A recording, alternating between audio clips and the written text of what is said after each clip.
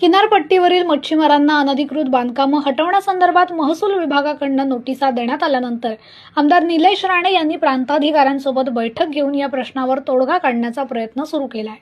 यानंतर माजी आमदार वैभव नाईक यांनी काल पत्रकार परिषद घेऊन आपल्या आमदारकीच्या 10 वर्षात अशा प्रकारच्या नोटिसा मच्छीमारांना आल्या नाहीत, मग आत्ताच निलेश राणे आमदार झाल्यावर अशा नोटिसा कशामुळे आल्या असा सवाल केला होता। वैभव नाईक यांच्या आरोपांना 24 तास उलटण्यापूर्वीच आमदार निलेश राणे यांनी वैभव नाईकांच्या खोटेपणाचा पर्दाफाश केलाय। वैभव नाईक आमदार असताना आलेले नोटीसच निलेश राणे यांनी दाखवत त्यांच्या आमदारकीच्या कालावधीत देखील अशा प्रकारच्या नोटिसा मच्छीमारांना आल्या होत्या, मात्र त्यातून कायमस्वरूपी तोडगा काढण्यासाठी वैभव नाईक यांनी प्रयत्न केले नाहीत। परंतु आता यातून राजकारण करण्याचा प्रयत्न वैभव नाईक करत असून त्यात त्यांचा काही दोष नाही, त्यांना खोटं बोलण्याचा आजार झालाय।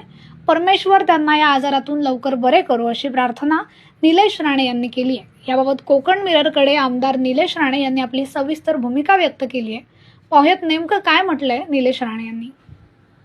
मी आपल्याला आपल्या व्हॉट्सअपवर 2023 ची मच्छीमार बांधवांना मिळालेल्या ज्या नोटीस आहेत त्यापैकी एक नोटीस तुम्हाला मी पाठवली आहे तुमच्या व्हॉट्सअपवर।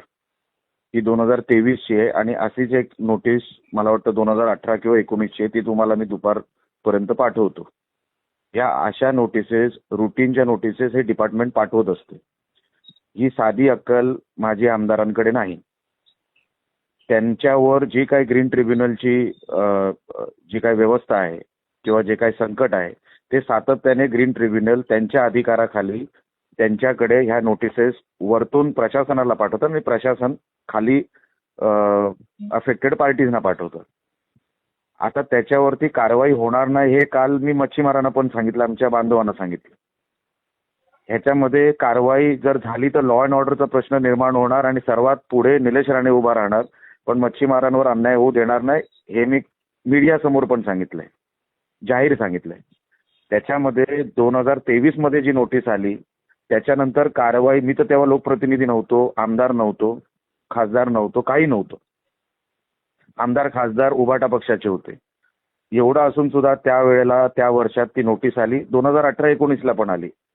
आम्ही तेव्हा आमदारांवर आक्षेप घेतला नाही तेव्हाच्या, की हे तुम्ही असताना हे असं, हे रुटीनच्या नोटिसेस असतात। लोकसंख्या वाढल्यामुळे आणि काही बांधकाम वाढल्यामुळे कुठलंही डिपार्टमेंट त्यांचा एक सर्वे असतो, त्या सर्वेनुसार या नोटिसेस पाठवत असतात।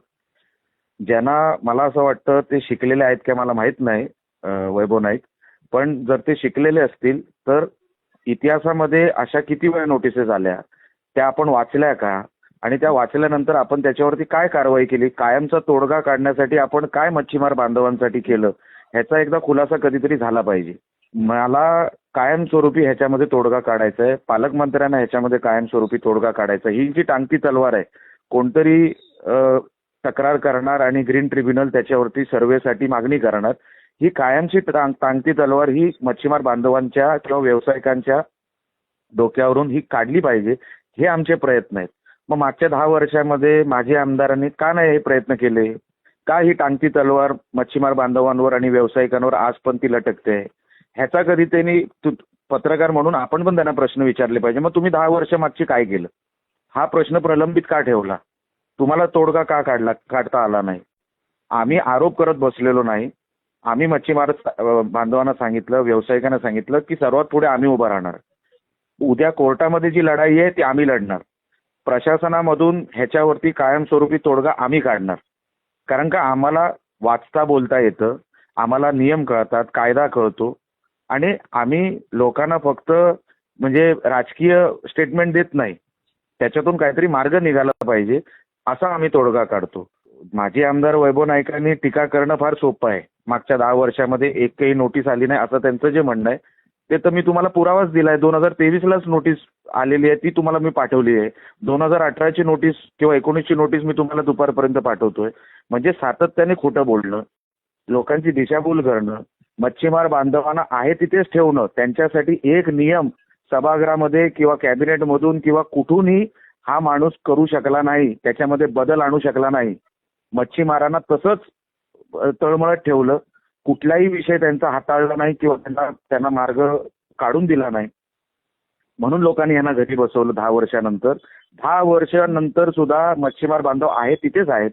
त्यांचा काही बदल झालेला नाही आणि उलट नवीन संकट काही न केल्यामुळे मागच्या 10 वर्षामध्ये त्यांच्यावर आलेलं आहे. पण मी आमच्या मच्छीमार बांधवांना आणि व्यावसायिकांना शब्द दिलेला आहे, पालकमंत्र्यांनी शब्द दिलेला आहे, ह्याच्यातून आम्ही 100% मार्ग काढणार आणि कायमस्वरूपी ह्याच्यामधला तोडगा काढून ग्रीन ट्रिब्युनलमध्ये किंवा प्रशासनामध्ये अशी कोणी जरी वैयक्तिक तक्रार केली तरी उद्या त्यांच्या कुठल्याही व्यवसायावर किंवा उदरनिर्वाहावर कुठलंही संकट येणार नाही. ह्याच्यासाठी कायमस्वरूपी तोडगा आम्ही काढणार आहोत. त्याच्यामध्ये तीळ मात्र शंका नाही आमच्या मनामध्ये. पण कायमस्वरूपी नेगेटिव्ह वातावरण पसरवणं हे आता माजी आमदारांचा स्वभाव झालेला आहे. मला वाटतं त्यांना कुठला तरी आजार झालेला आहे. कायम नेगेटिव्ह मतदारसंघाबद्दल महाराष्ट्रामध्ये किंवा मीडियाच्या समोर सातत्याने सिंधुदुर्गाबद्दल आणि मीडियामध्ये ह्यांना राहुल गांधी सारखा रोग लागलेला आहे. राहुल गांधी देशाला बदनाम करतो, हा माणूस सातत्याने सिंधुदुर्ग जिल्ह्याला बदनाम करतो. हा आजार आहे. ह्याच्यातून ते लवकरात लवकर बरे व्हावे. माजी आमदार वैभव नाईक एवढीच फक्त देवाकडे प्रार्थना करतो. कारण का ही बदनामी सातत्याने तुमच्याकडून काय झालेलं नाही म्हणून तुम्ही आज आरोप दुसऱ्यांवर करताय. आरोपांच्या पलीकडे त्यांच्याकडे काही नाही.